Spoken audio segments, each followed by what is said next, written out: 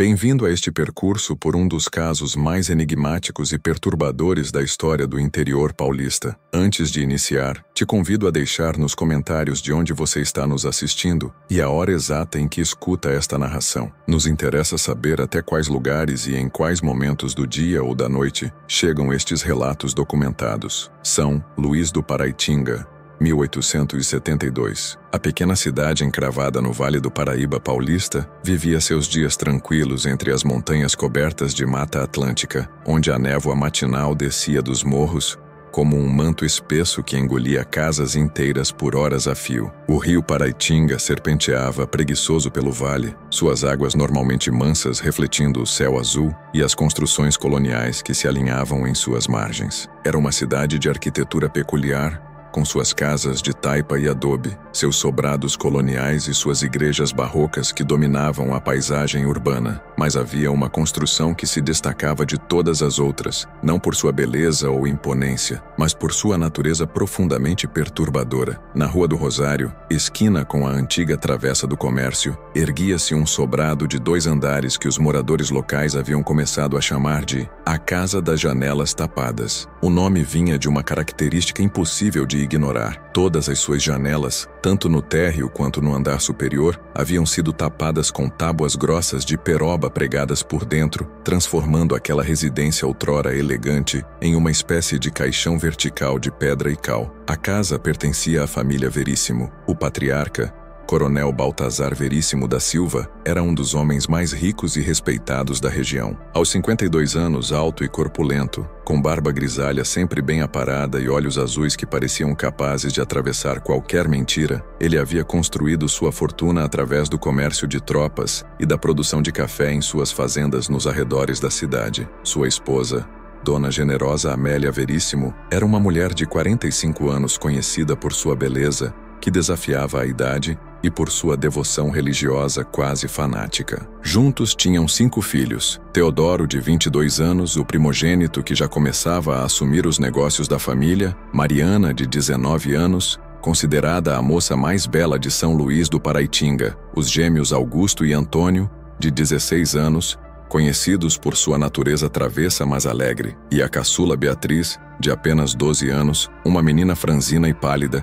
que raramente era vista nas ruas da cidade. O sobrado dos Veríssimo era uma construção imponente de 2 pavimentos, com paredes grossas de pedra e cal, balcões de ferro trabalhado e uma porta principal de jacarandá entalhado, que era considerada uma das mais belas da cidade. No térreo, funcionava um armazém de secos e molhados, propriedade da família, enquanto o andar superior servia de residência. A localização era privilegiada, numa esquina movimentada onde convergiam 2 das principais vias da cidade, permitindo que a família observasse o movimento constante de tropeiros, comerciantes e moradores que transitavam diariamente. Mas tudo começou a mudar no inverno de 1871, quando Dona Generosa começou a demonstrar um comportamento cada vez mais errático e preocupante. Conhecidos da família relatavam que ela havia se tornado obcecada com sonhos e presságios. Durante as reuniões sociais das senhoras da alta sociedade luisense, que costumavam se reunir semanalmente na casa do juiz municipal para abordar e tomar chá, Dona Generosa começou a falar incessantemente sobre visões que tinha durante a noite. As águas vão subir,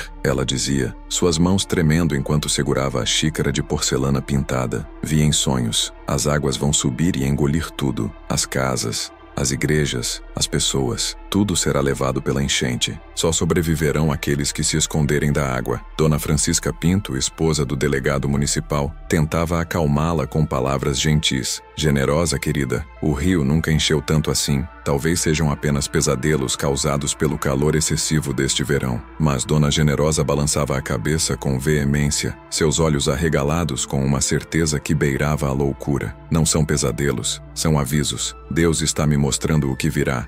E não é só a água, tem algo na água, algo que não deveria estar lá, algo que vem buscar os que ficaram. Essas declarações foram inicialmente atribuídas a uma crise nervosa temporária, talvez causada pela menopausa, ou por algum desequilíbrio dos humores, como era comum se diagnosticar na época. O Dr. Tertuliano Gomes, médico da cidade formado pela Faculdade de Medicina do Rio de Janeiro, foi chamado para examinar Dona Generosa. Receitou-lhe láudano para acalmar os nervos e recomendou repouso e orações. Mas as visões não cessaram. Pelo contrário, intensificaram-se. E então, algo começou a acontecer que fez até mesmo os mais céticos prestarem atenção. Em setembro de 1871, Dona Generosa acordou no meio da noite gritando. O coronel Baltazar e os filhos correram para o quarto do casal e a encontraram sentada na cama, o rosto pálido como cera de vela, apontando para a janela que dava para o rio. Vi tudo. A igreja de Nossa Senhora das Mercês estava debaixo d'água. Só a cruz no topo da torre ficava para fora e tinha corpos flutuando, corpos inchados de olhos brancos. E eles me olhavam, me chamavam para entrar na água com eles. O coronel Baltazar, homem pragmático e pouco dado a superstições,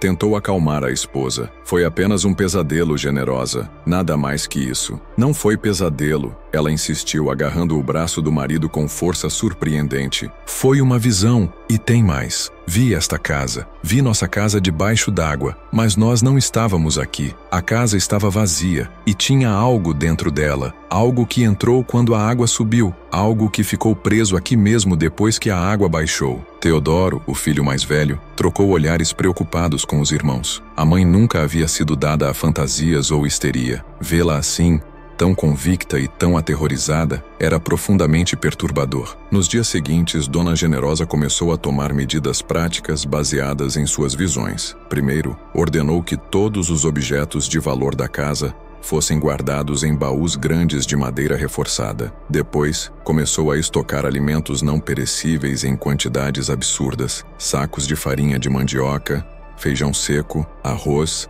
bacalhau salgado, açúcar mascavo, barris de cachaça e vinho. A despensa e o porão da casa ficaram abarrotados de provisões suficientes para alimentar a família por meses. Mãe, isso é exagero, protestou Mariana, observando a montanha de mantimentos. Para que tudo isso? Para quando as águas vierem, respondeu Dona Generosa, sua voz tão calma e racional que tornava suas palavras ainda mais inquietantes. Quando as águas vierem, não poderemos sair. Não será seguro. Teremos que ficar dentro de casa até que tudo passe. Mas o rio nunca encheu tanto assim, argumentou Augusto, um dos gêmeos. Mesmo nas piores chuvas, a água mal chega à rua. Dona Generosa olhou para o filho com uma expressão que misturava piedade e terror. Vai encher, e não será como as outras vezes. Será diferente. Será o fim de tudo. O coronel Baltazar, preocupado com a saúde mental da esposa, mas também querendo evitar constrangimento público, decidiu permitir que ela tomasse suas providências. Se isso a deixa mais tranquila, que assim seja. Não faz mal estocar alimentos. E se a enchente realmente vier, estaremos preparados. Mas foi em novembro de 1871 que Dona Generosa tomou a decisão que faria sua casa ganhar o apelido macabro, que a marcaria para sempre. Numa manhã cinzenta, ela convocou carpinteiros da cidade e deu instruções precisas. Todas as janelas da casa deveriam ser tapadas com tábuas grossas de peroba, pregadas firmemente por dentro. Mas, senhora, protestou o mestre carpinteiro João Evangelista, um homem de 60 anos que conhecia a família há décadas, isso vai deixar a casa escura como breu. Como vão enxergar lá dentro? Como vai entrar ar fresco? Deixaremos apenas a porta da frente aberta até o momento necessário, explicou Dona Generosa com uma calma desconcertante. E quando esse momento chegar, a porta também será fechada e trancada. As janelas precisam ser tapadas. A água não pode entrar. E o que vem com a água também não pode entrar. O que vem com a água? Repetiu João confuso. Mas Dona Generosa não elaborou. Simplesmente repetiu suas instruções e ofereceu um pagamento generoso que o carpinteiro não pôde recusar. Durante 3 dias, o som de martelos batendo e serras cortando madeira ecoou pela casa dos Veríssimo. Os vizinhos observavam com uma mistura de curiosidade e desconforto. Dona Sebastiana Rodrigues, que morava na casa ao lado, comentou com seu marido: "Isso não é natural. Uma casa sem janelas não é casa. É túmulo." Quando o trabalho ficou pronto, o sobrado dos Veríssimo apresentava uma aparência profundamente perturbadora. Onde antes havia janelas com suas folhas de madeira pintadas e vidros que refletiam a luz do dia, agora havia apenas paredes cegas, tábuas escuras pregadas com dúzias de pregos que se projetavam ligeiramente, dando à fachada uma aparência hostil e defensiva, como se a casa tivesse se fechado contra o mundo exterior. A população de São Luís do Paraitinga começou a falar. Nas vendas, nos largos das igrejas, nas rodas de conversa após a missa dominical, o assunto dominante era a loucura de Dona Generosa e a casa estranha dos Veríssimo. Alguns zombavam, outros expressavam preocupação genuína, mas todos concordavam que havia algo profundamente errado naquela situação. O padre Dionísio Teixeira, pároco da Igreja Matriz, visitou a família para oferecer conforto espiritual e tentar compreender o que estava acontecendo. Foi recebido por Coronel Baltazar no armazém do térreo, agora iluminado apenas pela luz que entrava pela porta da frente e por algumas lamparinas a óleo que queimavam constantemente. Coronel Baltazar, a cidade inteira está preocupada com sua família, disse o padre, um homem magro de 50 anos com olhos bondosos, mas perspicazes. Tapar as janelas assim, isso não é normal, isso não é saudável. Sua esposa precisa de ajuda. O coronel suspirou pesadamente, passando a mão pela barba. Padre Dionísio, eu sei como isso parece. Acredite, eu sei. Mas Generosa está tão convicta e ela nunca foi mulher de fantasias. Se está tendo essas visões, talvez haja alguma verdade nelas. Talvez Deus realmente esteja avisando algo. Ou talvez o demônio esteja plantando medo em seu coração, retrucou o padre gentilmente. Visões podem vir de muitas fontes, meu filho, nem todas divinas. Eu sei, padre, mas o que posso fazer? Forçá-la a destapá-las? Isso só vai piorar seu estado. Prefiro deixar como está, pelo menos até que ela se acalme. O padre benzeu a casa antes de partir, mas saiu claramente perturbado. Os meses seguintes trouxeram uma rotina cada vez mais bizarra para a família Veríssimo. Vivendo numa casa perpetuamente escura, iluminada apenas por lamparinas e velas, com o ar pesado e abafado pela falta de ventilação adequada, todos começaram a apresentar sinais de deterioração física e mental. Mariana, a filha mais velha, que antes era conhecida por sua vivacidade e beleza, tornou-se pálida e retraída. Parou de aceitar convites para bailes e reuniões sociais. Quando ocasionalmente era vista nas ruas, caminhava rapidamente com a cabeça baixa, como se quisesse evitar qualquer contato. Os gêmeos Augusto e Antônio, antes alegres e brincalhões, tornaram-se silenciosos e nervosos. Colegas notavam que eles começaram a faltar às aulas na escola municipal com frequência crescente. Teodoro, o filho mais velho, tentava manter as aparências, continuando a trabalhar no armazém e gerenciar os negócios da família. Mas mesmo ele apresentava sinais de estresse, olheiras profundas, um nervosismo no olhar, as mãos que tremiam ligeiramente quando segurava objetos. E a pequena Beatriz, que sempre fora franzina e pálida, tornou-se quase espectral. Nos raros momentos em que era vista, parecia uma boneca de porcelana prestes a quebrar, seus olhos grandes e escuros dominando um rosto que havia perdido toda a cor saudável. Mas foi em fevereiro de 1872 que o comportamento da família tomou um rumo ainda mais preocupante. Dona Generosa começou a manter um diário. Não era incomum para mulheres da alta sociedade manter diários pessoais, mas o que ela escrevia naquelas páginas ia muito além das anotações típicas sobre o cotidiano doméstico, visitas sociais ou reflexões religiosas. Dona Sebastiana, a vizinha, relataria depois que frequentemente ouvia Dona Generosa escrevendo durante a madrugada. O som da pena raspando no papel ecoava através das paredes finas, acompanhado ocasionalmente por murmúrios e soluços abafados. Em março de 1872, o coronel Baltazar tomou uma decisão que fez até mesmo seus amigos mais próximos questionarem sua sanidade. Reuniu a família numa tarde chuvosa e anunciou: vamos fechar o armazém temporariamente. Vamos nos recolher completamente na parte de cima da casa. É o que Generosa diz que devemos fazer. É o que Deus está mandando. Pai, isso é loucura, protestou Teodoro. O armazém é nossa fonte de renda. Como vamos sobreviver sem ele? Temos economias suficientes, respondeu o coronel, mas sua voz carecia da autoridade habitual. E isto é temporário, apenas até que passe o que tem que passar. O que tem que passar, gritou Mariana, sua voz carregada de frustração e medo. Que enchente imaginária, que desastre que existe apenas na cabeça da mãe. Dona Generosa, que havia permanecido em silêncio até aquele momento, levantou-se de sua cadeira com uma dignidade fria. Não é imaginário, é real. E quando vier, vocês vão entender. Vocês vão me agradecer por ter nos preparado. Na última semana de março de 1872,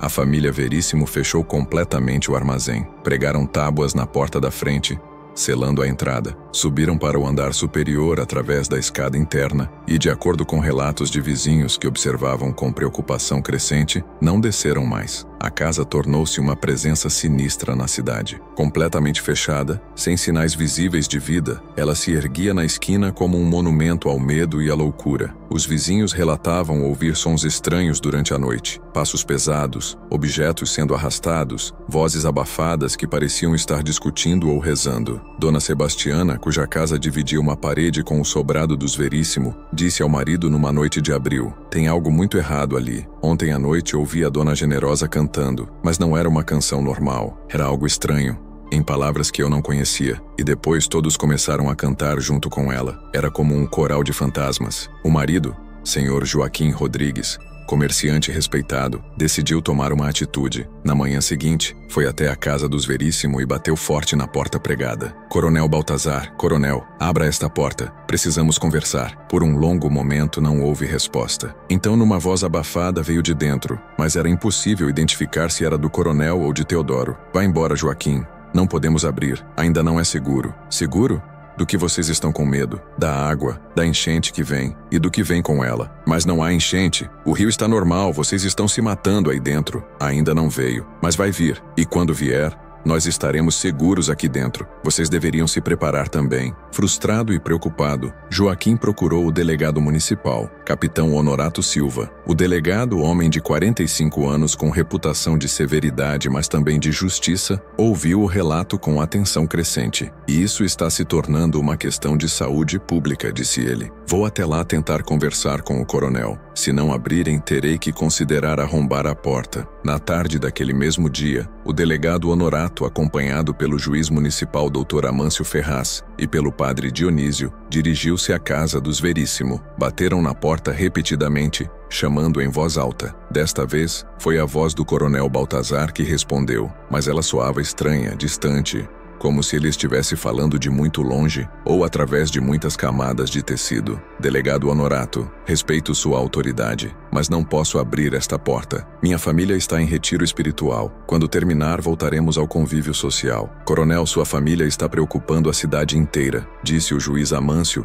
um homem de 60 anos conhecido por sua paciência e sabedoria. "Pelo menos permita que um médico examine sua esposa e seus filhos. Queremos apenas garantir que todos estão bem. Estamos bem. Estamos apenas nos preparando." "Preparando para quê?" "Para o que Deus mostrou que virá." O padre Dionísio se aproximou da porta. "Baltazar, meu filho, falo com você como seu pastor espiritual. O que vocês estão fazendo não é retiro espiritual. É prisão autoimposta. Isso não vem de Deus. Deus não pede que nos escondamos do mundo. Ele pede que enfrentemos nossos medos com fé." Houve um silêncio longo. Então, surpreendentemente, foi a voz de Dona Generosa que respondeu, e havia nela uma clareza fria que fez todos os três homens se arrepiarem. "Padre Dionísio, com todo respeito, o senhor não viu o que eu vi. Não teve os sonhos que eu tive. Deus me mostrou o futuro. E no futuro que ele me mostrou, esta casa sobrevive porque está fechada. As outras casas são levadas. As pessoas que ficam do lado de fora são levadas. Só sobrevivem os que se escondem e esperam passar." "Esperar passar o quê, Dona Generosa?" "A enchente. A grande enchente. E o que vem depois dela." "Que enchente?" "O rio está calmo, ainda não veio, mas está vindo. Posso sentir. Cada dia que passa fica mais próxima. E quando vier..." Sua voz tremeu ligeiramente pela primeira vez. "Quando vier, não haverá salvação para os que estiverem desprotegidos." Os três homens trocaram olhares preocupados. Era claro que a família Veríssimo estava mergulhada em algum tipo de delírio coletivo, possivelmente induzido pela obsessão de Dona Generosa. "Vou dar mais uma semana", decidiu o delegado Honorato. "Se até lá vocês não abrirem voluntariamente, terei que tomar medidas legais. Posso obter uma ordem do juiz para arrombar esta porta e retirar todos vocês para a avaliação médica." Não houve resposta de dentro da casa, apenas silêncio. Na semana seguinte, o comportamento da casa fechada tornou-se ainda mais perturbador. Vizinhos relatavam ouvir sons constantes durante a noite, madeira sendo serrada, martelos batendo, objetos pesados sendo movidos. Era como se a família estivesse construindo algo lá dentro, mas ninguém conseguia imaginar o quê. Dona Sebastiana jurava que, através da parede que dividia as casas, ouvia a voz de Dona Generosa lendo em voz alta. Ela está lendo algo, mas não é a Bíblia. São outras palavras, palavras que fazem meu coração bater mais rápido sem saber porquê. E então, na noite de 15 de maio de 1872, algo aconteceu que mudaria tudo. O céu, que havia estado limpo durante todo o outono, começou a se cobrir de nuvens escuras e ameaçadoras. Por volta das 8 da noite, começou uma chuva. Não era uma chuva comum, mas uma torrente violenta que caía do céu como se as comportas do próprio inferno tivessem se aberto. O temporal durou 3 dias sem interrupção. O rio Paraitinga, normalmente calmo, começou a inchar, primeiro lentamente, depois com velocidade assustadora. A água, turva e cheia de detritos, começou a subir pelas margens, invadindo as ruas mais baixas da cidade. No terceiro dia, quando finalmente a chuva cessou, São Luís do Paraitinga havia experimentado a pior enchente de sua história até aquele momento. Várias casas nas áreas mais baixas foram parcialmente inundadas. Móveis, animais e até algumas pessoas foram arrastados pela correnteza. 5 moradores morreram afogados, seus corpos só sendo encontrados dias depois, rio abaixo. Mas a casa dos Veríssimo, situada num ponto mais elevado da cidade, não foi atingida pela água. Permaneceu intacta, suas janelas tapadas testemunhando silenciosamente o caos ao redor. Quando a água baixou e a cidade começou a avaliar os danos, o delegado Honorato se lembrou imediatamente da família Veríssimo. Com um grupo de homens, dirigiu-se à casa na manhã de 19 de maio. "Coronel Baltazar", gritou ele, batendo na porta com força. "A enchente passou. Dona Generosa estava certa, mas agora é seguro sair. Abram esta porta." Não houve resposta. Bateram por quase 1 hora. Chamaram pelos nomes de cada membro da família. Gritaram que estavam preocupados, que queriam apenas verificar se todos estavam bem. Silêncio absoluto. Foi então que o delegado tomou a decisão de arrombar a porta. Com machados e alavancas, os homens começaram a remover as tábuas que haviam sido pregadas. Levou quase 2 horas de trabalho árduo, até que finalmente conseguiram abrir uma passagem suficiente para entrar. O que encontraram dentro faria aquela casa ser lembrada como amaldiçoada pelas próximas gerações. A casa estava vazia, completamente vazia. Não havia sinais da família Veríssimo, nem do coronel Baltazar, nem de Dona Generosa, nem de nenhum dos 5 filhos. Era como se eles simplesmente tivessem se dissolvido no ar, mas havia evidências perturbadoras de sua presença recente. No andar superior, encontraram a casa meticulosamente organizada, mas de uma forma que sugeria preparação para algo. Todos os móveis haviam sido empilhados contra as paredes, criando um grande espaço vazio no centro da sala principal. No chão desse espaço,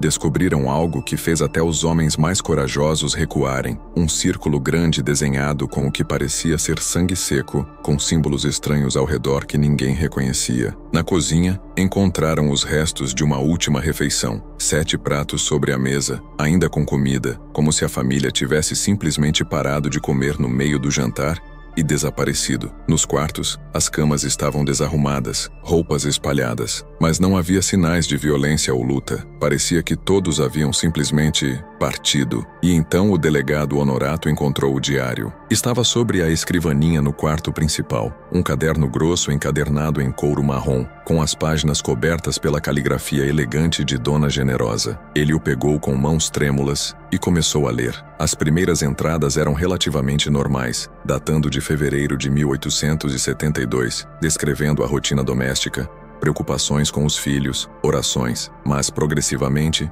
o tom mudava. 15 de fevereiro de 1872, tive novamente o sonho, sempre o mesmo. A água sobe e sobe, engolindo tudo, mas desta vez vi mais detalhes. Vi rostos na água, rostos de pessoas mortas flutuando com olhos brancos e bocas abertas, e eles me chamavam pelo nome. Diziam que eu deveria juntar-me a eles, que todos nós deveríamos, que era nosso destino. 28 de fevereiro de 1872. Baltazar acha que estou louca, vejo em seus olhos, mas ele me ama o suficiente para permitir que eu tome as precauções necessárias. As janelas estão tapadas agora. A casa está escura, mas é melhor assim. Na escuridão não podemos ver o que vem, e o que vem não pode nos ver. 10 de março de 1872. As crianças estão assustadas. Mariana chorou hoje. Disse que quer sair, ver o sol, respirar ar fresco. Tive que ser firme com ela. Expliquei que isso é temporário, que quando a água vier e passar, poderemos sair. Mas até lá devemos permanecer escondidos, protegidos. Teodoro me apoia, graças a Deus. Ele entende a gravidade da situação. 25 de março de 1872. Fechamos o armazém hoje. Agora estamos completamente isolados do mundo exterior. É estranho, mas também há uma sensação de paz nisso, como se finalmente estivéssemos seguros, como se as paredes pudessem nos proteger do que vem. 5 de abril de 1872. Tive uma revelação durante as orações da noite. O que vem com a água não é apenas água, é algo mais, algo antigo, algo que estava preso e que a enchente libertará. E este algo está com fome, fome de almas, fome de vida, mas não pode entrar em casas seladas, não pode alcançar aqueles que se escondem adequadamente. 20 de abril de 1872. Beatriz está doente, pálida como a morte, com febre que vem e vai. O doutor Tertuliano não pode vir porque não abriremos a porta. Trato dela como posso, com os remédios que tenho. Ela diz que vê sombras se movendo na escuridão da casa. Digo que é a febre, mas eu também as vejo. Sabemos que estão lá, esperando. 1º de maio de 1872. Augusto tentou fugir hoje. Desceu as escadas tentando destapar a porta. Baltazar teve que segurá-lo fisicamente. O menino gritava que ia sufocar, que precisava de ar, que preferia morrer na enchente do que viver assim. Tivemos que amarrá-lo até que se acalmasse. Dói ver meus filhos sofrendo assim, mas é para o bem deles. Quando tudo passar, eles entenderão. 10 de maio de 1872. Os sons começaram. Vêm de fora, mas também de dentro das paredes. Arranhões, batidas suaves, como se algo estivesse tentando entrar. Ou como se algo já estivesse dentro, preso entre as paredes, tentando sair. Rezamos constantemente. É a única coisa que parece ajudar. 14 de maio de 1872. A enchente está próxima. Posso sentir. O ar está pesado, carregado de umidade e eletricidade. Esta noite preparei o círculo de proteção na sala principal, conforme as instruções que recebi no sonho. Parece loucura escrever isso, mas não são apenas sonhos. São visões, mensagens. Alguém ou algo está tentando nos avisar ou nos atrair. Não sei mais ao certo. 15 de maio de 1872. A chuva começou. Não é chuva normal. É dilúvio. O céu abriu-se e despeja sobre nós toda a sua fúria. Posso ouvir o rugido da água lá fora, mesmo através das paredes grossas e das janelas tapadas. E posso ouvir outra coisa. Vozes. Centenas de vozes sussurrando em uníssono. Não consigo entender as palavras, mas sei que estão nos chamando. Baltazar ouve também. Vi em seus olhos. Os meninos cobrem os ouvidos, mas as vozes continuam. Não vêm de fora. Vêm de dentro de nossas próprias cabeças. 16 de maio de 1872. Segundo dia de chuva. A água deve estar subindo. Não podemos ver através das janelas tapadas, mas ouvimos. O rio ruge como uma fera enfurecida, e as vozes ficaram mais altas, mais insistentes. Mariana entrou em crise hoje. Disse que viu alguém na sala, uma figura molhada, pingando, com cabelos cobrindo o rosto. Quando Teodoro foi verificar, não havia ninguém, mas o chão onde ela jurava que a figura estava molhado. Como isso é possível se a casa está completamente fechada? 17 de maio de 1872. Terceiro dia. A chuva continua. As vozes agora têm palavras. Dizem nossos nomes. Generosa, Baltazar, Teodoro, Mariana, Augusto, Antônio, Beatriz. Chamam-nos, um por um. Prometem paz, prometem alívio, prometem um lugar onde não há medo nem escuridão. Mas sei que são mentiras. Sei o que elas realmente querem. Querem nos levar para onde levaram os outros, para as águas, para o fundo do rio onde os mortos esperam. 18 de maio de 1872, madrugada. Algo está acontecendo. A água parou de cair do céu, mas algo está errado. Muito errado. Todos nós sentimos. É como se a casa estivesse ficando menor, as paredes se aproximando. O ar está tão pesado que mal conseguimos respirar. E as poças, há poças de água aparecendo por toda a casa, no chão da sala, nos cantos dos quartos, escorrendo pelas paredes. De onde vem essa água? A casa está fechada. Como ela está entrando? 18 de maio de 1872, tarde. Beatriz desapareceu. Procuramos por toda a casa, mas ela não está em lugar nenhum. Isso é impossível. As portas estão lacradas, as janelas tapadas. Não há como ela ter saído, mas também não há como ela estar aqui dentro porque vasculhamos cada canto. É como se ela tivesse simplesmente se dissolvido no ar ou na água. Há tanta água agora. O chão está coberto por uma camada fina, mas constante. Nossos pés estão sempre molhados e a água está fria, tão fria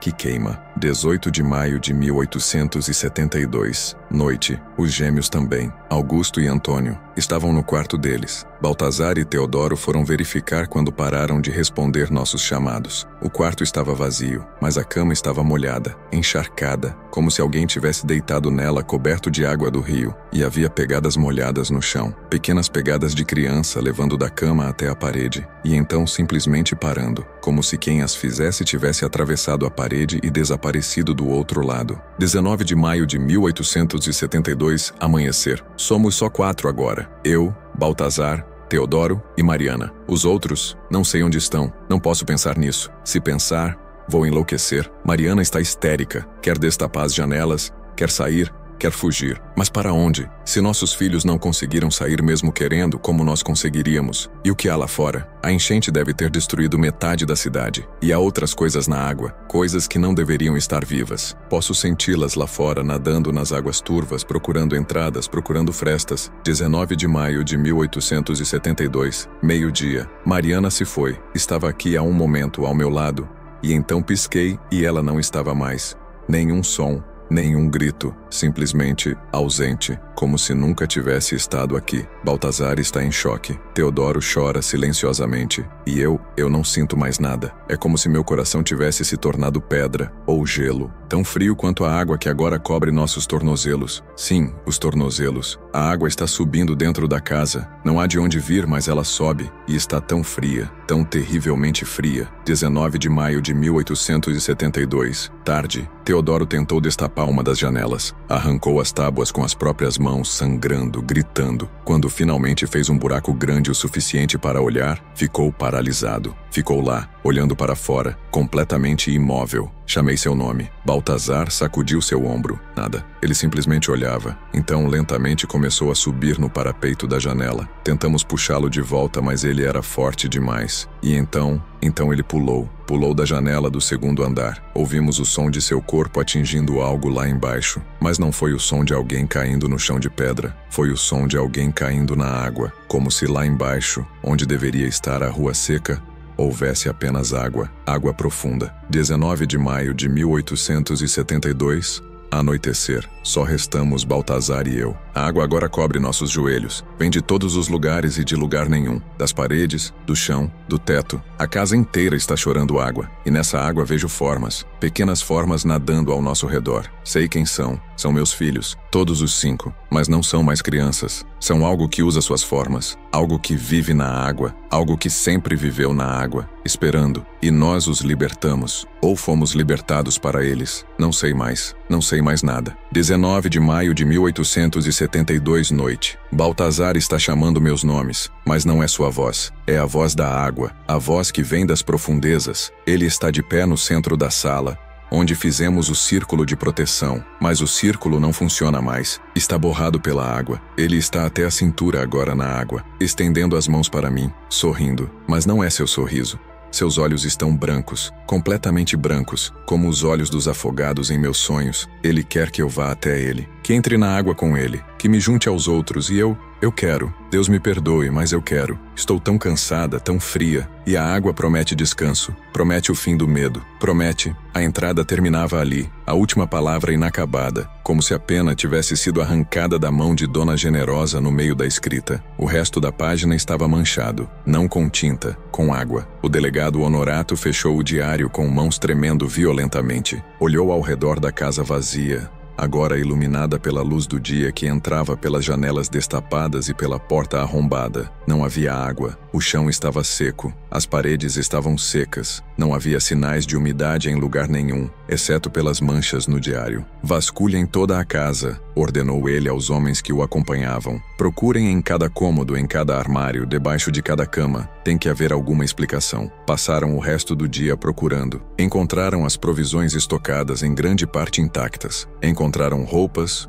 objetos pessoais, documentos da família. Encontraram tudo o que se esperaria encontrar numa casa habitada, exceto os habitantes. No porão, fizeram uma descoberta perturbadora. As paredes estavam cobertas por arranhões, centenas deles, como se alguém tivesse passado dias tentando arranhar a pedra com as unhas. E no chão, meio escondido sob alguns sacos de farinha, havia pegadas. Pequenas pegadas de pés descalços de criança, marcadas em algo escuro que, quando examinado mais de perto, parecia ser lodo do rio. Mas como podia haver lodo do rio no porão de uma casa que não havia sido atingida pela enchente? A busca pela família Veríssimo continuou durante semanas. O delegado enviou telegramas para todas as cidades vizinhas, verificou registros de viagens, falou com tropeiros e comerciantes que passavam pela região. Nada. Era como se 7 pessoas tivessem simplesmente deixado de existir. O padre Dionísio realizou missas especiais, orando pelas almas da família desaparecida. Durante uma dessas missas, algo estranho aconteceu. Dona Sebastiana,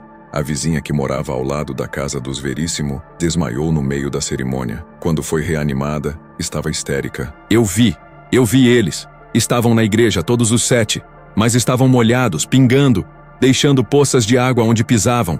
E me olhavam com olhos vazios e me chamavam. Queriam que eu fosse com eles. Queriam me levar para a água. O doutor Tertuliano a examinou e diagnosticou um ataque nervoso causado pelo estresse dos eventos recentes. Prescreveu repouso e sedativos, mas Dona Sebastiana nunca mais foi a mesma. Passou o resto de seus dias recusando-se a se aproximar de qualquer corpo d'água, nem mesmo para beber. Morreu 3 anos depois, desidratada, porque tinha pavor de água. A casa dos Veríssimo ficou abandonada. Ninguém queria comprá-la ou morar nela. Ficou conhecida como a Casa das Janelas Tapadas, mesmo depois que as tábuas foram removidas. Crianças passavam correndo por ela, temendo olhar para suas janelas escuras. Adultos faziam o sinal da cruz ao passar. Nos anos seguintes, outros relatos estranhos começaram a surgir. Pessoas que passavam pela casa tarde da noite juravam ver luzes se movendo lá dentro. Embora a casa estivesse vazia e trancada, alguns relatavam ouvir vozes, especialmente durante as noites chuvosas. Vozes de crianças brincando, vozes de mulher rezando, voz de homem chamando por sua família. Em 1875, 3 anos após o desaparecimento, um jovem tropeiro de outra cidade, desconhecendo a história da casa, decidiu passar a noite ali para se abrigar de uma tempestade. Foi encontrado na manhã seguinte na rua, encharcado até os ossos apesar de a chuva ter parado horas antes, murmurando incoerentemente sobre uma família que o havia convidado para jantar. Uma família que vivia debaixo d'água. O doutor Tertuliano o examinou e encontrou algo impossível: água de rio em seus pulmões, como se ele tivesse se afogado. Mas o jovem estava vivo, respirando, andando. Simplesmente havia água onde não deveria haver. O tropeiro morreu 2 dias depois, de afogamento, na cama seca de um quarto seco do hospital. Simplesmente encheu-se de água de dentro para fora até que seus pulmões não aguentaram mais. Após esse incidente,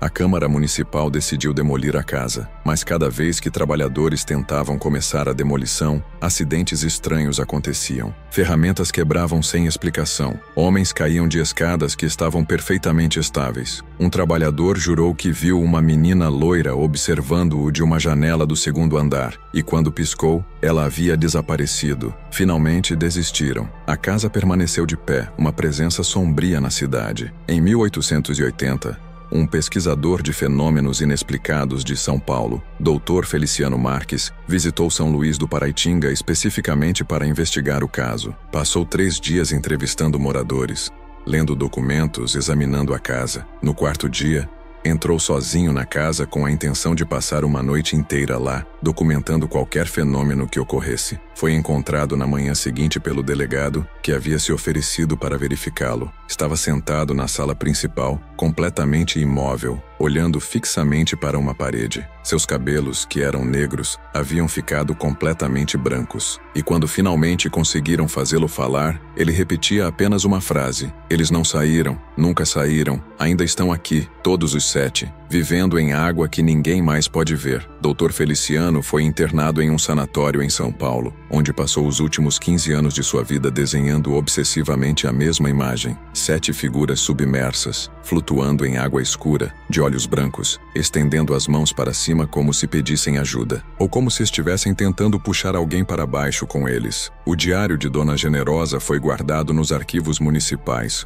onde permaneceu por décadas. Poucos sabiam de sua existência. Aqueles que o leram saíram perturbados, questionando a natureza da realidade e da loucura. Em 1895, 23 anos após o desaparecimento, houve outra grande enchente em São Luís do Paraitinga. Foi pior que a de 1872, com águas subindo ainda mais alto, destruindo mais casas, matando mais pessoas. Mas quando as águas baixaram, moradores relataram algo impossível. A casa das janelas tapadas estava molhada, não apenas as paredes externas, mas o interior também, como se a casa inteira tivesse estado submersa. Mas isso era impossível. A água da enchente não havia chegado tão alto, não havia atingido aquela parte da cidade. No entanto, quando entraram na casa, encontraram tudo encharcado, móveis empoeirados mas molhados, paredes secas há décadas mas pingando. E no chão da sala principal, onde Dona Generosa havia desenhado seu círculo de proteção anos antes, havia pegadas molhadas, 7 pares deles, 2 de adultos e 5 de crianças. As pegadas levavam do centro da sala até a porta da frente, e então simplesmente desapareciam na soleira, como se quem as fizesse tivesse alcançado a fronteira entre 2 mundos e escolhido não atravessar, ou não pudesse atravessar. A casa continuou de pé durante todo o século XX, sobrevivendo a outras enchentes, ao progresso, à modernização da cidade. Tornou-se parte do folclore local. Mães diziam a seus filhos: "Comporte-se, ou vou te deixar na casa das janelas tapadas." Jovens se desafiavam a tocar na porta da frente à meia-noite. Alguns o faziam, poucos voltavam inalterados. Em 1950, um grupo de estudantes universitários de São Paulo, céticos em relação a histórias de fantasmas, decidiu passar uma noite na casa para provar que não havia nada de sobrenatural ali. Eram 6 jovens, 5 rapazes e uma moça, todos armados com câmeras, gravadores e determinação científica. Entraram na casa às 8 da noite. Às 2 da madrugada,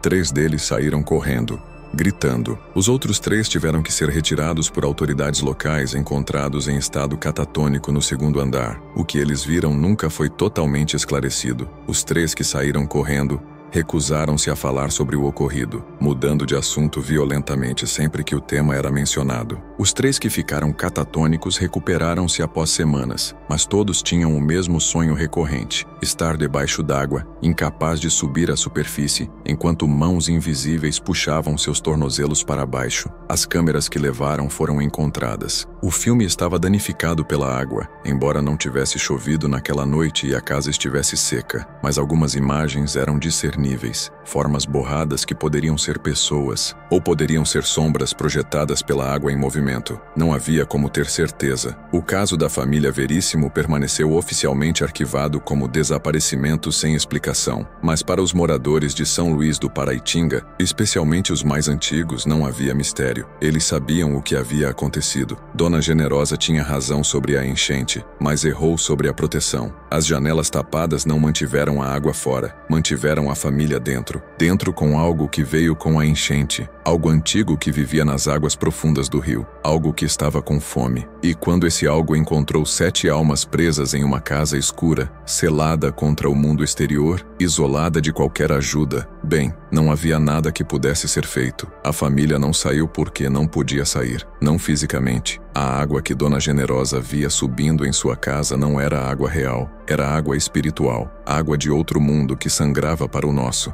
E uma vez que você está submerso nessa água, não importa que o mundo ao redor esteja seco. Para você, você está se afogando, para sempre. Em 2010, Durante as devastadoras enchentes que atingiram São Luís do Paraitinga, a pior da história da cidade, a Casa das Janelas Tapadas finalmente foi destruída. Não pela água, embora a cidade inteira tenha ficado submersa. A casa resistiu à enchente como sempre resistira, mas 3 dias depois, quando as águas baixaram, a casa simplesmente desabou, como se suas forças tivessem finalmente se esgotado, como se o que quer que a mantivesse de pé tivesse finalmente partido, ou cumprido seu propósito. Quando começaram a remover os escombros, encontraram algo no que havia sido o porão: 7 esqueletos, 2 de adultos e 5 de crianças, todos entrelaçados como se tivessem morrido abraçados. Mas o mais estranho é que os ossos estavam cobertos por uma camada de lodo de rio, e havia algas marinhas entrelaçadas entre as costelas. Como podia haver algas e lodo de rio em ossos que estavam secos, enterrados sob uma casa que nunca havia sido verdadeiramente inundada? Os restos foram identificados através de registros dentários e genealógicos como sendo da família Veríssimo. Foram enterrados no cemitério municipal com cerimônia apropriada. O padre atual benzeu os ossos, rezou por suas almas, pediu que finalmente encontrassem paz. Mas na noite após o enterro, o coveiro jurou que a terra sobre as 7 sepulturas estava molhada, encharcada, como se uma chuva torrencial tivesse caído apenas sobre aquele ponto específico do cemitério, embora não tivesse chovido. E até hoje, em noites chuvosas, quando o rio Paraitinga sobe e ameaça transbordar, alguns moradores mais antigos dizem que podem ouvir, trazida pelo vento que sopra das águas escuras, uma voz de mulher, uma voz que canta, uma melodia sem palavras que faz o coração apertar e os olhos lacrimejarem sem saber por quê. É Dona Generosa, dizem eles, ainda cantando para seus filhos, ainda tentando protegê-los da enchente que nunca terminou. Não para ela, não para eles, porque algumas pessoas não morrem de verdade, elas apenas afundam em águas que ninguém mais pode ver, e lá nas profundezas invisíveis, continuam vivendo sua eternidade submersa, presas para sempre entre o mundo dos vivos e o mundo dos mortos, entre a terra seca e as águas profundas. A Casa das Janelas Tapadas não existe mais. Foi levada pelo tempo e pela enchente que finalmente a alcançou. Mas seu legado permanece. Uma história de medo, obsessão e do perigo de tentar se esconder do destino. Porque no fim, perceberam tarde demais. Não importa quantas janelas você tape, não importa quantas portas você tranque, não importa quão bem você se esconda. Quando algo realmente quer entrar, quando algo está verdadeiramente determinado a alcançá-lo, sempre encontra um caminho, sempre. Se esta história te impactou, deixe seu comentário contando de onde você está assistindo e o que sentiu ao ouvir o destino da família Veríssimo. Você acredita que Dona Generosa teve visões reais ou que sua obsessão criou a própria tragédia que tentava evitar? Compartilhe com alguém que aprecia mistérios históricos perturbadores do Brasil. E se quiser conhecer outros casos esquecidos que o tempo e as águas tentaram apagar, inscreva-se no canal e ative as notificações. Temos muitos outros relatos sobre cidades, casas e famílias que desapareceram de formas que a razão não consegue explicar. Até o próximo caso. E lembre-se, quando as águas subirem, não tente se esconder delas, porque o que você não pode ver ainda pode te afogar.